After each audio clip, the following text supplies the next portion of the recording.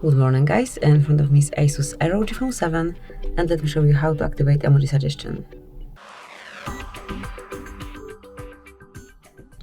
So at first open the settings, then find and select system and click on language sign input.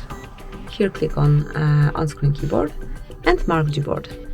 Here select emojis, stickers and GIFs, and under suggestions while typing at the bottom of the list you'll be able to find emojis. So unless this indicator is on, you have to make sure that it is active, so just mark it, and from now on suggestions would be active.